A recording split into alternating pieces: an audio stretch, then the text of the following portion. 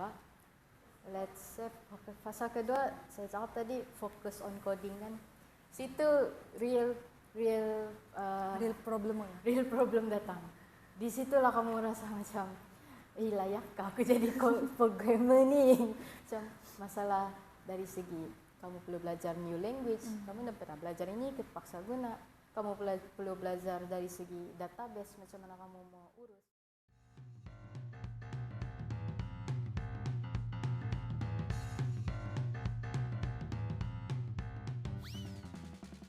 Halo semua, kembali lagi ke FKI Borak Bites Podcast, di mana idea dikongsi, pengalaman diceritakan, dan realiti pelajar FKI dibongkarkan. Saya Jessira sebagai moderator anda. Final Year Project adalah satu fasa yang hampir semua pelajar akan lalui.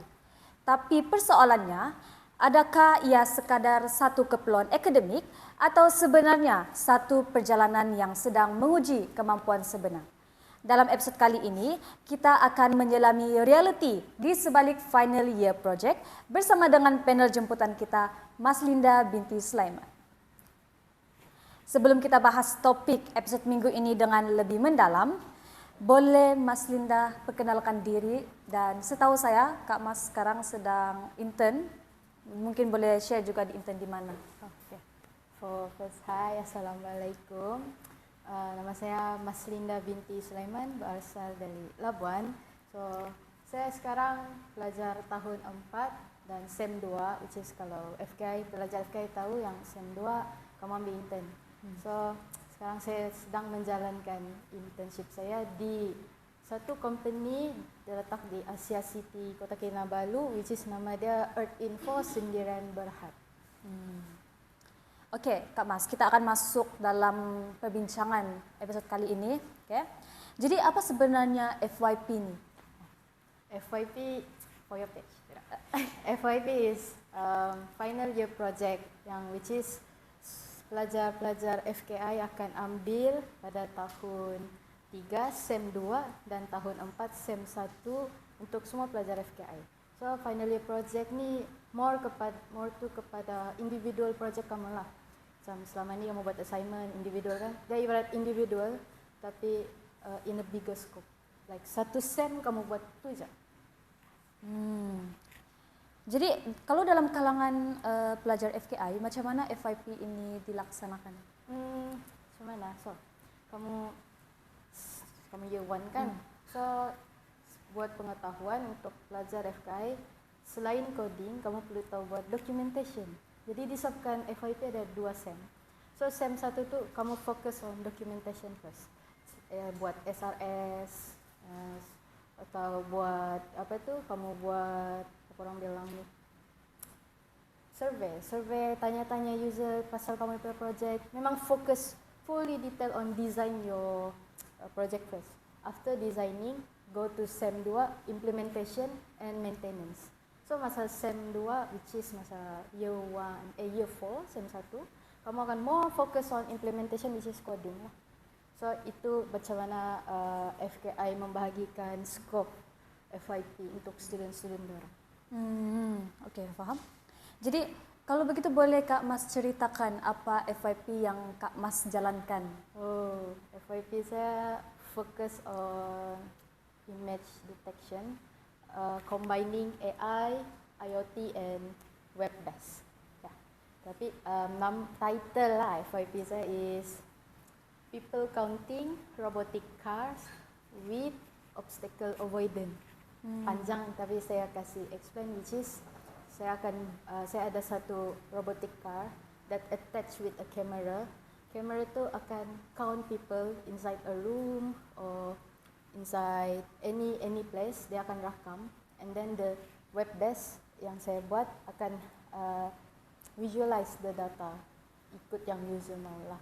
Jadi itu sedikit sebanyak apa yang FYP saya buat, more to IoT but also have web based gitu. Kenapa Kak Mas pilih idea itu? Okay.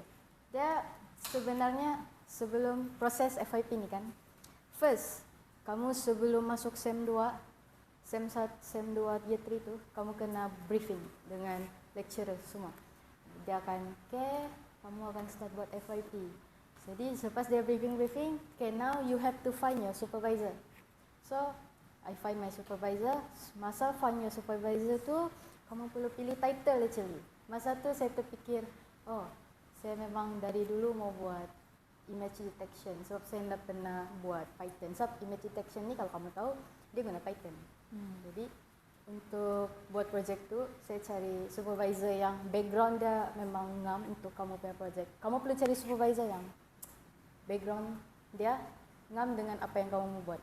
Contoh kamu mau buat IoT, kamu cari supervisor yang research paper dia banyak pasal IoT atau AR VR pun begitu juga. Janganlah kamu buat AR VR tapi kamu cari lecturer yang tiada background on that.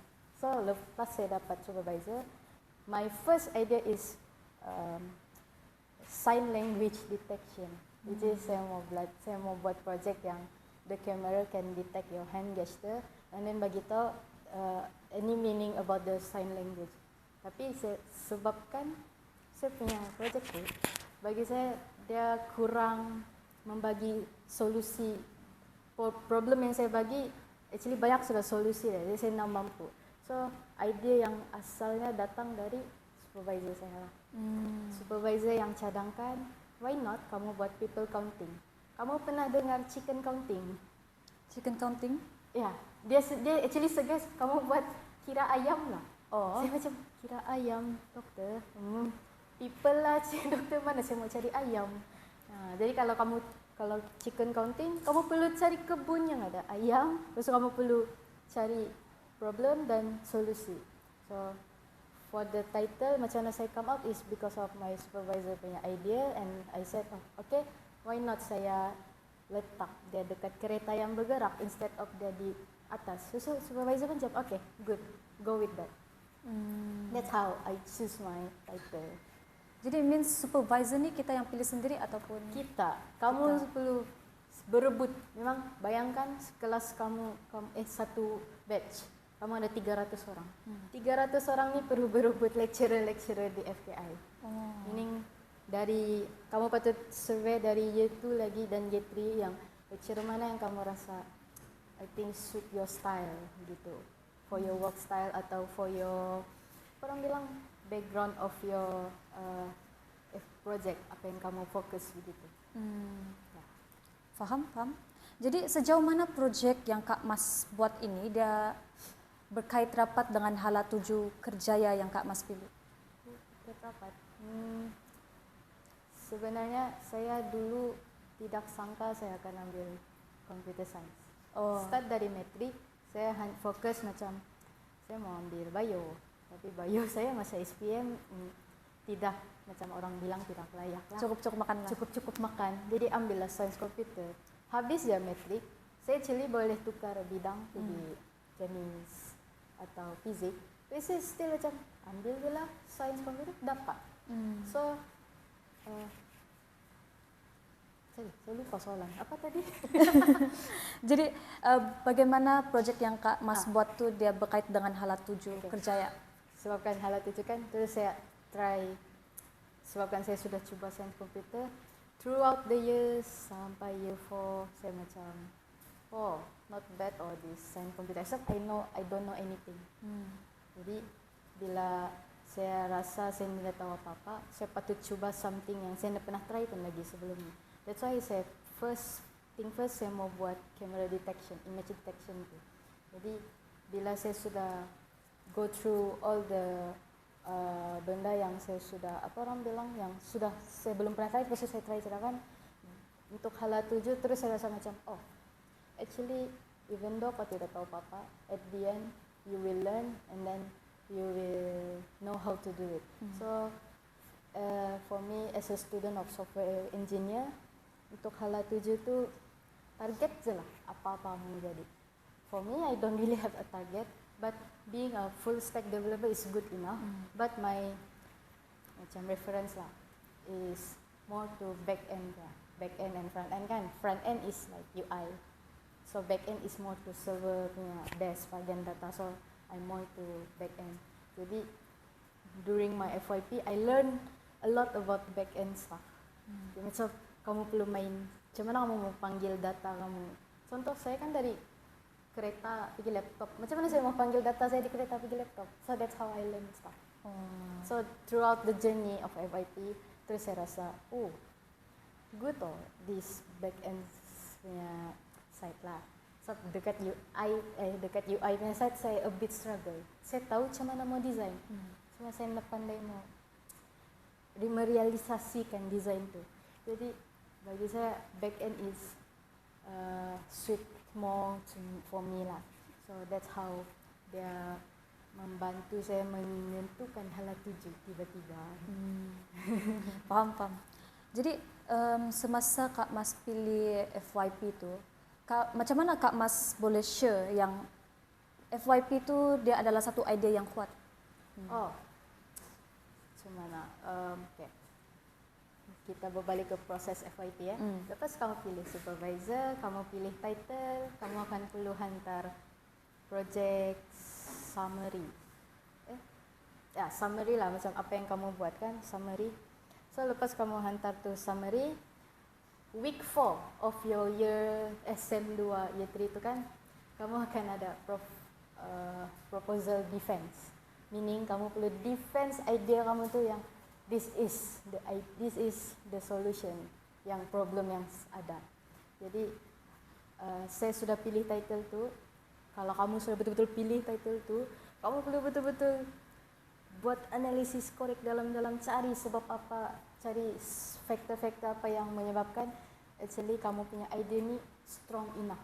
Is it can bagi solusi dekat problem kamu? Adakah dia betul-betul membagi solusi?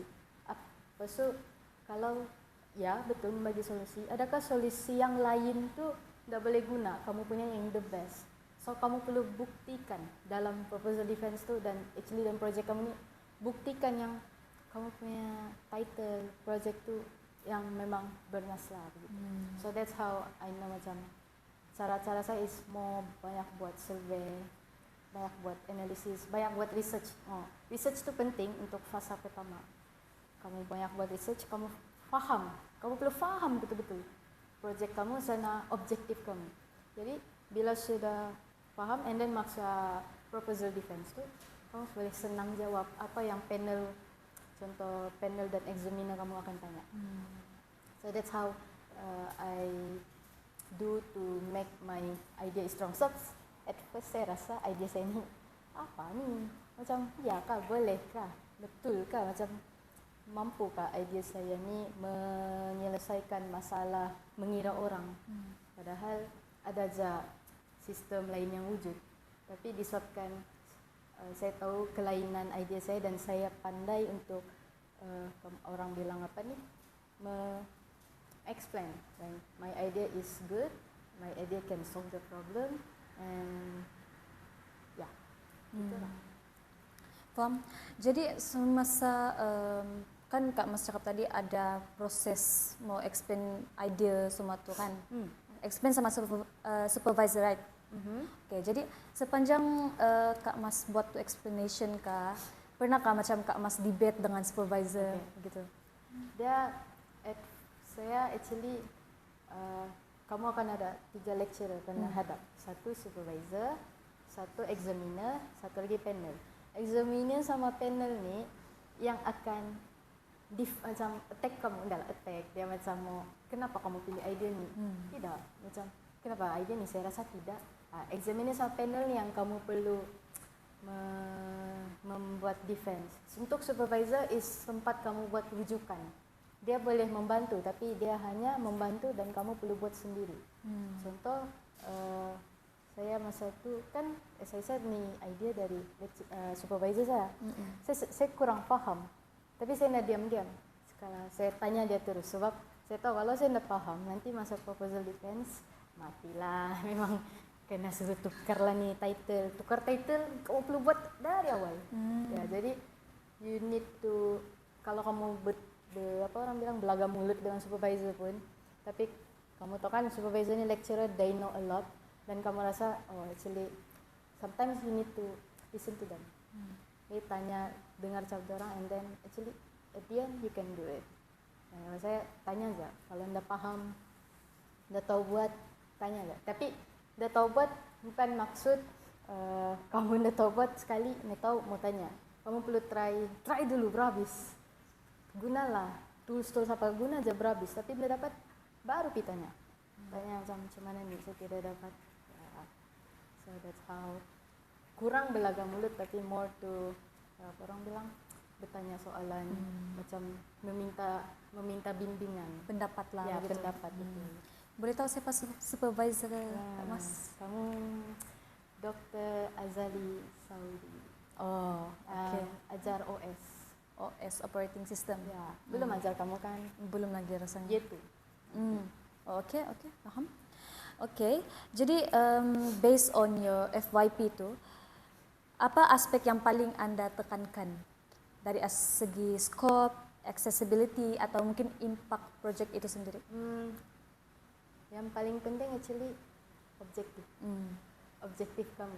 Adakah macam scope untuk FYP software kamu wajib ada 8 modul scope.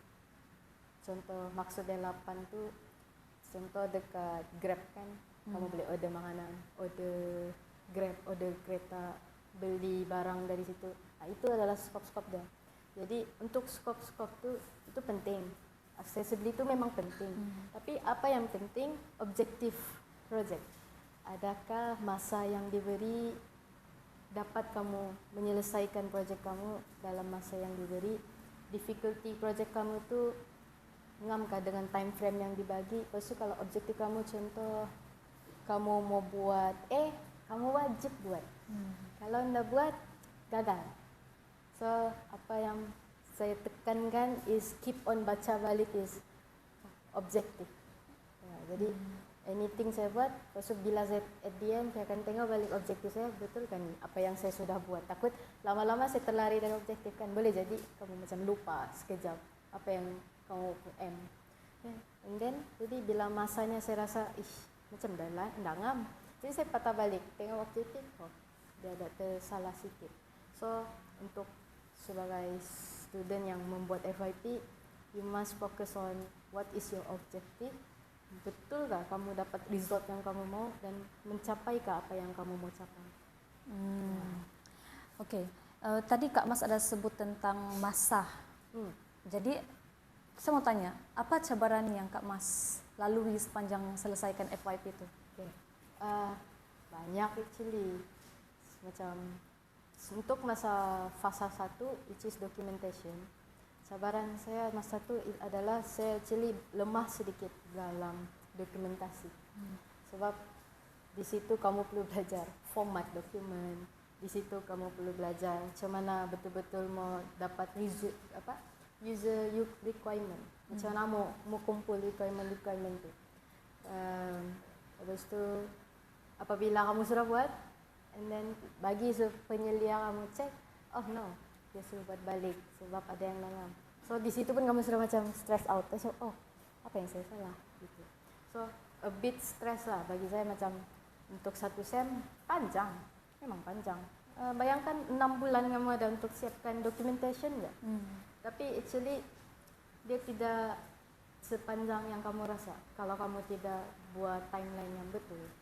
Jadi masa fasa 1 saya ada mengalami sedikit masalah bagian masa, sebab masa itu saya busy dengan banyak benda lain sampai saya terabai sebenarnya project FYP. Jadi bila sudah terabai, lepas itu tinggal beberapa minggu aja mau hantar yang final draft. Terus saya macam kelang kabut mau buat semua. Bila kamu kelang kabut, kamu macam tak kisah sudah format dah, main buat je. Tapi bila sudah buat, terus kena banyak cap. Buat correction, buat ini, salah ini. Jadi terpaksa buat balik. Yang itu bikin saya stres. Masa fasa kedua, fasa kedua, saya cakap tadi fokus on coding kan. Situ real problem datang. Di situlah kamu rasa macam, layakkah aku jadi programmer ni? Macam masalah dari segi kamu perlu belajar new language, kamu dah pernah belajar ini, terpaksa guna. Kamu perlu belajar dari segi database, macam mana kamu mau urus. Jadi di situ masalah untuk dari segi kengkangan masa, maybe ya sebab satu Kenapa kami rasa kengkaman masa-masa SEM 2 tuh, sebab bayangkan semua udah stay up, udah tidur buat FYP aja, benda yang sama hari-hari. Itu kalau semua fokus FYP. Kalau ada assignment lain lagi, contoh budak saya SI year 4 dulu, sekarang lah macam masa FYP dulu, ada FYP, ada 2 subjek, and then ada 1 subjek elective. Bayangkan 3-3 ini bagi assignment serentak. Lepas tu pada masa yang sama, FYP kamu pun kamu perlu buat juga, and let's say perlu hantar pada yang masa yang sama untuk draft. Jadi bayang macam di situ kamu perlu, di situ macam the real challenging datang. So, kalau siapa yang rasa overwhelming, memang apa orang bilang, memang stress lah kalau tidak pandai jaga masa dan memang dah boleh mau bahagi tugas. So saya ada ketika beberapa minggu masa week yang memang busy. Saya ada mengalami masalah di mana sistem saya ada masalah dan banyak assignment yang perlu hantar pada masa yang sama. Jadi macam benda tu memang a bit, orang bilang stress lah sikit. Tapi deep down saya akan cakap, you can do it. Boleh je bani, senang je bani. senang je, tinggal ni je, mau siap sudah. Tapi actually banyak lagi. Tapi saya pun cakap, mau siap sudah, senang sudah, mau siap sudah kau ni gitu. So you have to encourage yourself yang boleh masih, ini bukan the end, kamu masih boleh gitu. Okay. Oh, dan setahu saya Kak Mas ni one of the member of Robotic Club. Ya. Jadi macam mana Kak Mas kasih bahagi masa tu? Macam mana? Saya jenis yang sometimes lupa ada program gitu. So sebagai saya ada capek ya masa fasa 1 saya busy dengan kerja sampai program sampai saya punya FYP tabai. It's because of robotik, ada pertandingan masa tu. Dan saya tidak boleh fokus 2 benda, sebanyak benda yang saya handle. Sebab saya ketua kumpulan masa tu. Jadi banyak benda saya handle. Jadi macam mana saya mau agihkan masa is actually kalau kamu ada phone, kamu download lah apa apps atau di kalender kamu letaklah hari apa yang kamu betul-betul busy. Terus kamu tengok hari apa yang busy, terus kamu target, minggu ni saya at least perlu siap 1 scope, which is 1, let's say objektif. Kalau 1 scope, 1 function of your coding. Sebab minggu depan saya busy. Terus let's say minggu depan dia lagi 2 minggu kau busy. Jadi let's say minggu ni ada berbaki kan saya siap 8. Let's say kamu sudah buat 4. Sem lepas 4 sem ni. Okay, saya kasih siap 2 lagi. Saya kasih siap 2, kasih siap back end dia pun tak apa-apa. UI dia tu jangan kisah dulu. UI kamu boleh minta pertolongan AI yang lain atau banyak lagi benda kan. Kamu fokus apa yang make sure kamu punya sistem function well. Jadi that's how I manage my time. Sebab saya selain robotik, saya juga busy dengan program bersama Dr. Suaini. Kamu kenal? Belum lagi.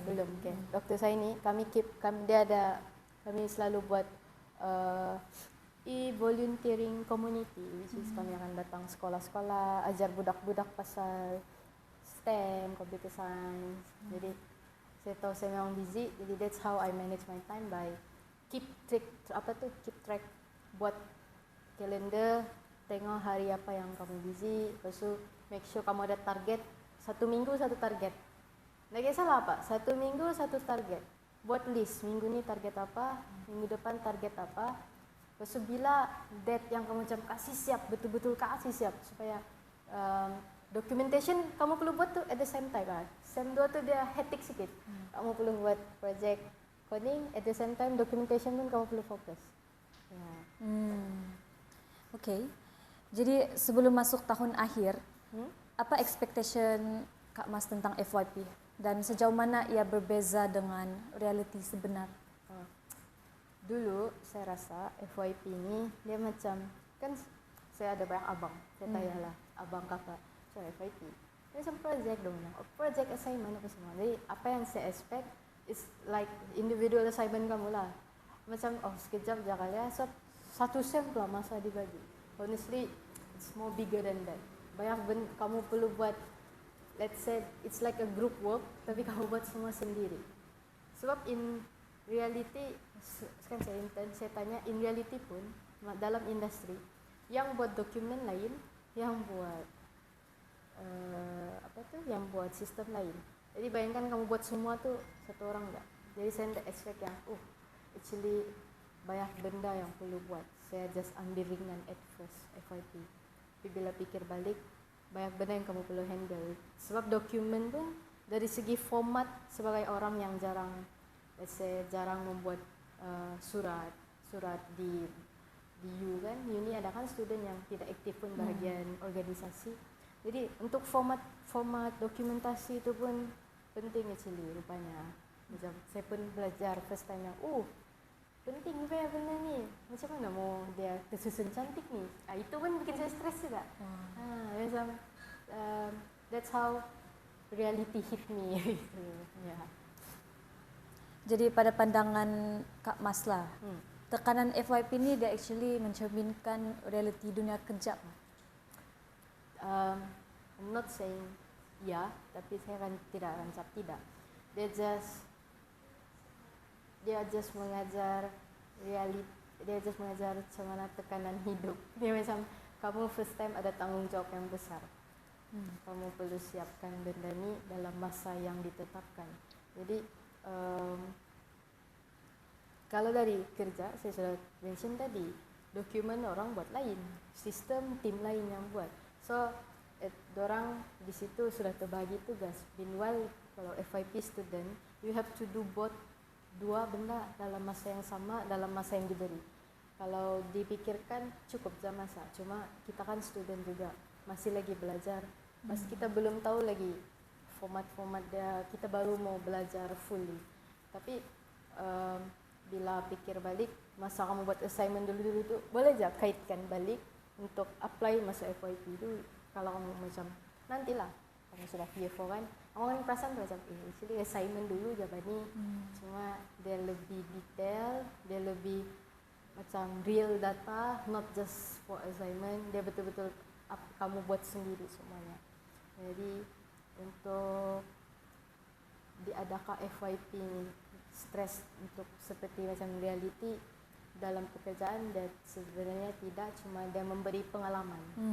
Pengalaman student macam mana mau handle staff, benda kerja actually, especially untuk bakal-bakal yang akan menjadi software engineer after graduate lah.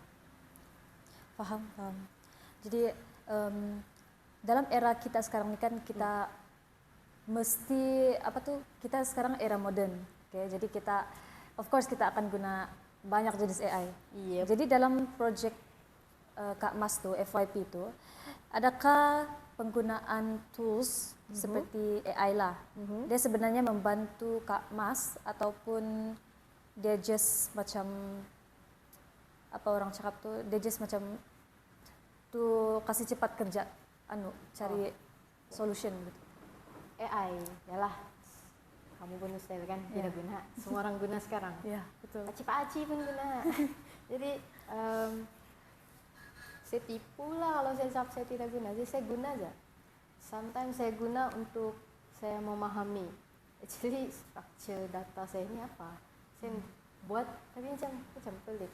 Saya akan copy and ask, ngam kan ni structure data saya? Adakah seperti yang saya mau? Ngam prompt, kamu pun pandai prompt lah. Jadi AI ni actually selain dia memang mempercepatkan kerja, dia actually membantu kamu memahami lebih mendalam apa tentang projek kamu.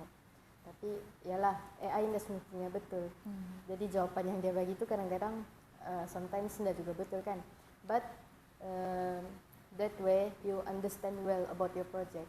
Kalau kamu guna dengan cara yang betul. Kalau saya memang first saya akan tanya macam kalau ada benda saya nampak, saya akan tanya. Kalau let's say saya akan cakap, kalau saya tambah table dalam database saya apa akan jadi? Kalau saya tukar kami panggil API, tukar API pergi ini, tukar pergi itu, communication antara robot dengan laptop kan. Jadi kalau saya buat connection dia begini, okey kah? Jadi dia bilang okey. And then bila cuba buat, try apa dia bagi, cuba buat menjadi, di situ kamu olah sendirilah apa yang kamu punya walaupun guna AI tapi kamu olah sendiri kamu punya project with the help of AI. Bukan kamu semua cakap AI itu buat project kamu, tidak. Kamu still buat, cuma AI membantu. So satu dia memang akan mempercepatkan kerja lah. Sebab ada aja student lain yang siap awal, sebab dengan bantuan AI apa semua dia siap awal project dia. As long as kamu faham structure, jangan hard main copy paste, siap. Tapi nanti kena tanya masa presentation, mana database kamu? Kamu sendiri nak tahu di mana. So kamu main copy paste ya. So itu tidak betul lah. Memang boleh copy paste. So lecturer pun menggalakkan, tapi kamu perlu faham apa yang kamu buat. Ya, saya macam tahu di mana mau akses kamu punya user, tahu di mana mau akses kamu punya dashboard. So AI ini memang actually membantu with the right macam dengan cara yang betul. Ya. Okay. Kak Mas rasa lah FYP yang Kak Mas buat tu adakah dia berpotensi untuk digunakan dengan sebenar in real life atau dia hanya sekadar project yang untuk FYP aja and then habis sudah? Bagi saya dia actually boleh. Actually masa saya buat research, Malaysia ada sudah buat robot yang memang dia bergerak sendiri di shopping mall, lepas tu kira berapa orang di sekeliling. Tapi itu baru saya nampak macam idea lah, tapi belum nampak dia buat lah. Buat macam sudah, cuma dia belum apa orang bilang direalisasikan. Orang letak di situ. Jadi untuk project saya rasa boleh, tapi saya perlu upgrade saya punya robotika to itself, sebab saya punya CPU untuk tu robotika dia rendah, kamera dia kabur, lagging, kecil. Kalau benda bergerak di bawah kamu mesti nampak besar kan. Jadi dia boleh jadi reality, akan tetapi saya perlu improve banyak benda lagi. Jadi saya nak akan cakap saya punya tu perlu letak sana terus jadi tidak. Dia still perlu banyak improvement. Dan saya pun rasa begitulah. Bagi saya project FYP saya tu masih belum selesai sepenuhnya. Ya. Jadi mesti ada step-step lagi lah. Ya, banyak lagi actually. Tapi the idea is there.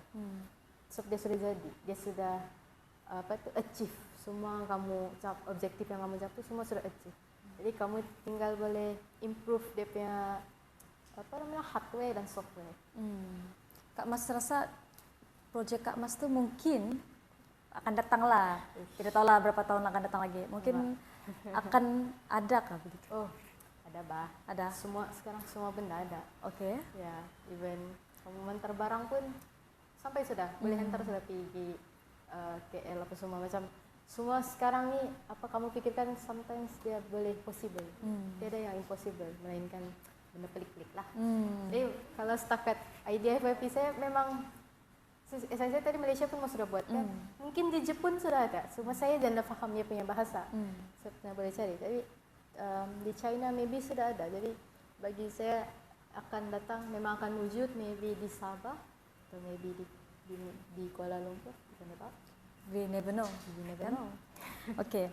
Jadi actually kita hampir sampai di hujung rancangan sebenarnya. Yeah. Tapi masih ada sedikit lagi soalan yang kita mau tanya panel nih. Oke.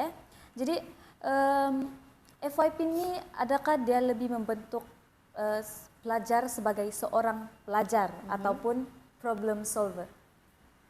Bagi saya problem solver. Terbelit lidah. Sebab kamu macam menyelesaikan masalah dengan sendiri. Kamu tiada orang lain seperti GroupNet.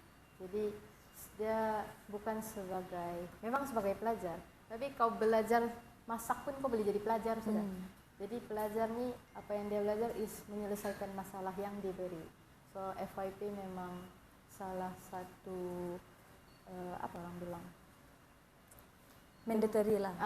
Macam material yang membantu pelajar menjadi someone yang akan memberi solusi. Macam dalam waktu kerja kan kamu saya pernah buat dulu masa belajar dia begini. Kamu actually lahir sebagai orang yang boleh menyelesaikan masalah. Critical thinking. Jadi kalau Kak Mas rasa kalau macam FYP ini tidak wujud lah dalam sistem universiti. apa actually yang student akan hilang? Dia ibarat kamu tiada SPM. Bagi saya macam dia adalah SPM, dia macam budak tahun 6 yang tiada UPSR. Dan form 3 yang tidak PT3. Yes. Gitulah. Dia lambat lah kan dia punya development. Ya, development dia lambat dan pengalaman akan berkurang sebab kamu mau ambil kerja, mau cari kerja, orang akan tanya experience kamu. Jadi bila kamu tiada FYP, makin kurang lah experience, melainkan kamu sendiri cari. Ini memang kena bagi oleh university. So FYP ini actually bagi saya lah wajib, supaya itu akan menunjukkan yang kamu sebagai seorang pelajar dan masuk which is pelajar software engineer, data science kah, network engineering kah. Kamu kalau dapat settle FYP, meaning kamu berjaya memahami course kamu dan kamu berjaya mengapply semua yang kamu belajar dari year 1 sampai year 4. Okay. Paham?